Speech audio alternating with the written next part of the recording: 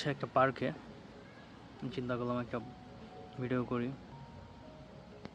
আমি হৃদয় আলম, আমি যারা চিনেন না, আমি হৃদয় আলম। আমি জার্মানিতে ব্যাচেলর করছি।